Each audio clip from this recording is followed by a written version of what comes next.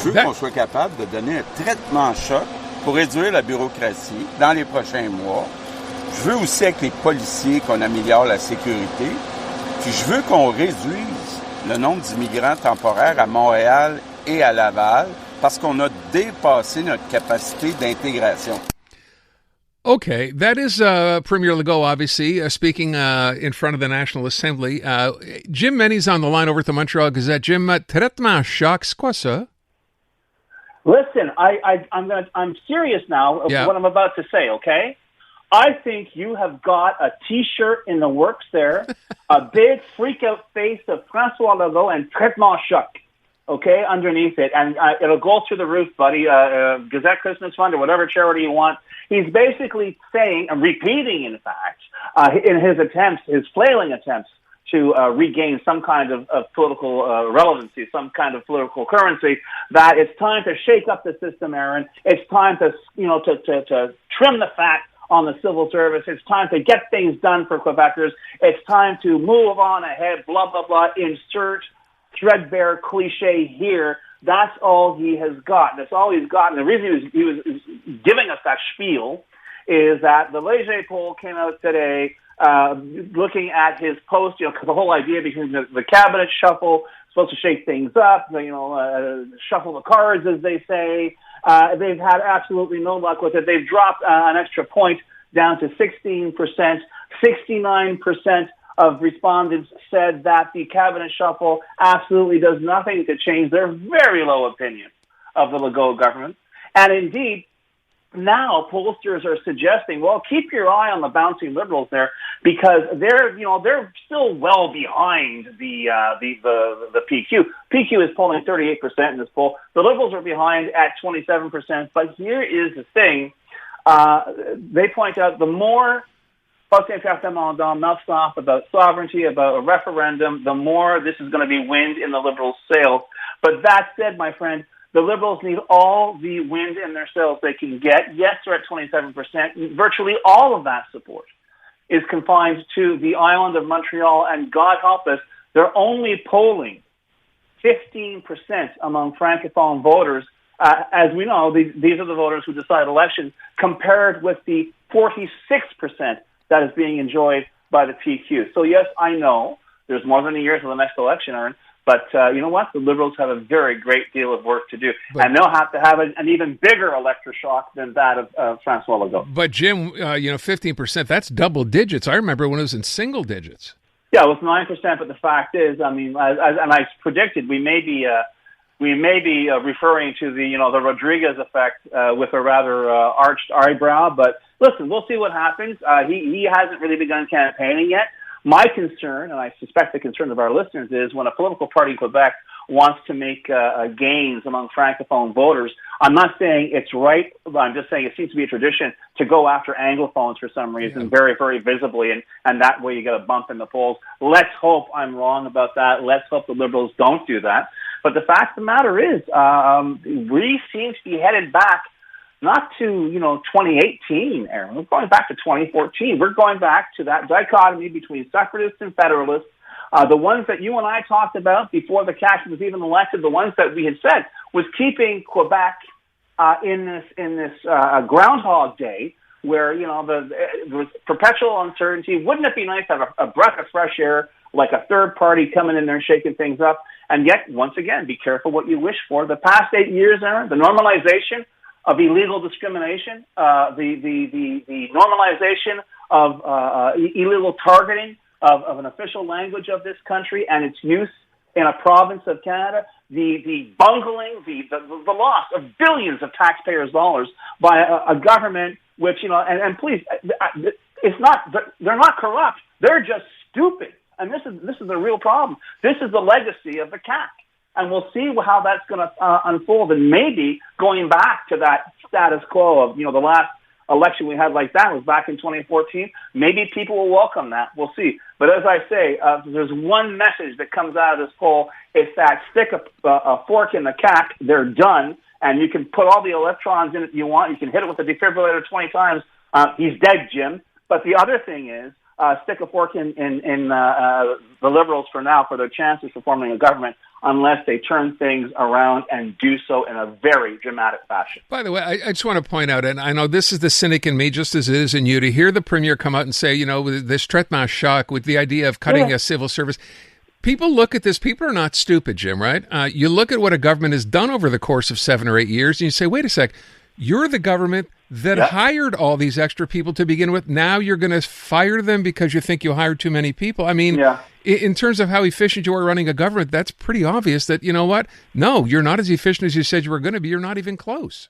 Not even close. But you know what the problem is? And I want to be careful how I say this, because we've seen how tempers can cause terrible outcomes. It's not that people aren't getting angry, Aaron. My concern is that most people, and Anglophones, we're numb. We are so punch-drunk. We've been hit over the head so many times by so many governments with so many stupid regulations.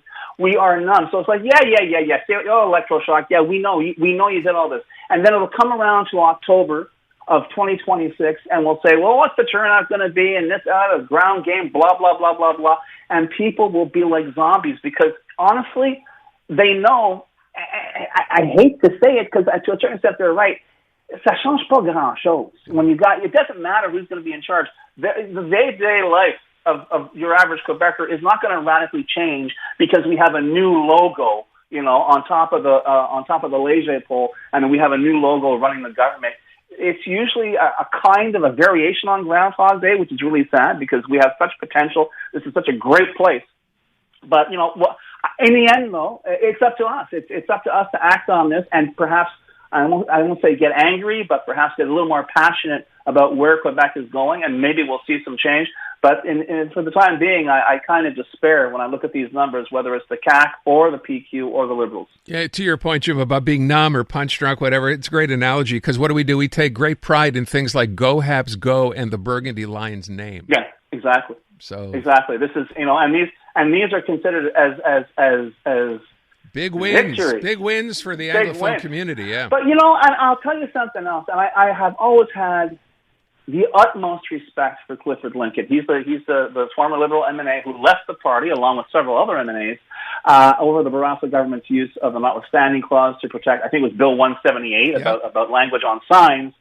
And there was a very deserved ceremony in Côte St. Luc this week, honoring that stand. But with all due respect, and of course it's a cliche that we use on the show, everyone, rights are rights are rights. What's becoming painfully apparent, Aaron, is that in this country, rights are rights that can be enforced. If not, you don't have them. And guess what? They are up for grabs by any government that comes down the pike, the way our system is put together.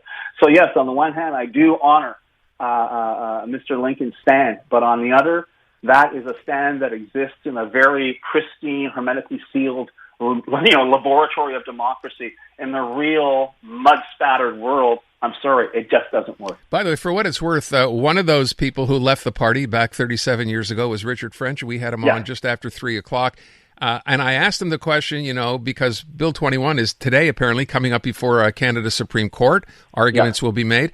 He doesn't think, Jim, even in the midst of this, that we end up, he used the word secession, but let's say separation, even though the poll numbers continue, and I know they only went up a point, but still, what are we at, 37% who now favor that? We're still a year away from a provincial vote. He doesn't think we ever get there, do you? What, will there be will there be a referendum in the first term? Oh, I mean, if they win, and you know what, that is not a lead pipe certainty. If they win, as I've said, I think they're going to find a way to, shame Fred Astaire with their tap dancing and get away from that whole promise to say, listen, the time's not right. They wouldn't be the first pay-kiss to have done that when it comes time to ante up, because they also know, and we've seen with the PQ, that between sovereignty and power, it's power that always wins. Yeah. By the way, let's talk just very quickly. Bill 21, the challenge, of course, to the Supreme Court. Arguments being made today, and the Canadian government, a little different than what Justin Trudeau had said, right, where he was making a big point about banging his fist on a desk saying we will challenge this, etc. Apparently, Quebec's situation is not even going to be necessarily sort of in focus for the Canadian government. Well, let me just get this off my chest, because apparently today it was just, it's filing arguments. I don't think the arguments have started, but Alberta said that they will defend the notwithstanding clause, blah, blah, blah, blah, blah. And the thing is, for God's sakes, I'm glad you mentioned it, let's not confuse Ottawa, even the Ottawa of Mark Carney, with some knight on a white horse who's going to come rescue our rights. David Lametti, who was then Justice Minister on this show, and who is now a counselor to Prime Minister Carney, said that the issue is the preemptive use of the notwithstanding clause. And the thing is, when you say, there's Alberta, they're separatists. Obviously, they're going to support it because of the separatists in Quebec. Here's the thing. Ontario will support it. New Brunswick will support it. Saskatchewan will support it, simply because all of these provinces have repeatedly used or threatened to use the notwithstanding clause right then and right there for any number of various reasons, not to do with fundamental rights, but simple legislative ideas or legislative agendas. And the fact is, all these provinces, and Quebec is using the same argument, that the courts are not there to legislate, they're there to interpret. The legislating does to the legislature. The people of Quebec speak through the National Assembly. The people of Ontario speak through the Ontario legislature, and so on and so forth. And this is the only reason we have a constitution, that we have a Charter of Rights, is back in 82. This is what the premiers insisted on getting in return for their support. But now we're stuck with it. We're stuck with this poison pill in this golden Charter of Rights, this cancerous tumor in the body politic of Canadian politics. And the fact is, it's impossible to get rid of. The Supremes are just going to turn around and say, listen, you want to change it, you have to legislate it, or you have to do a constitutional amendment. For that, you need 50% of the population in 7 of the provinces. Good luck getting that, given the provinces I've just listed. We leave it at that. The Supremes, huh? Is that what we're calling them now? That's a great name. Yeah, that's what I call them. That's excellent. James Mennie at the Montreal Gazette. Thank you, Jim. Demain.